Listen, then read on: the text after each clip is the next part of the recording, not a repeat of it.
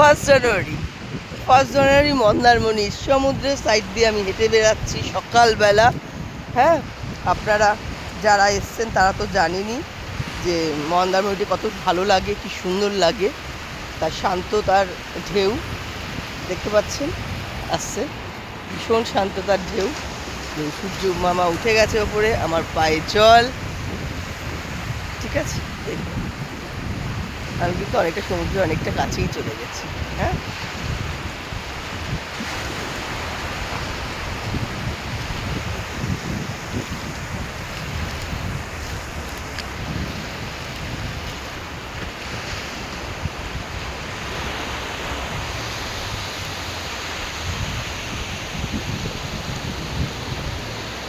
ওকে, তাহলে ওয়েলকাম 2025।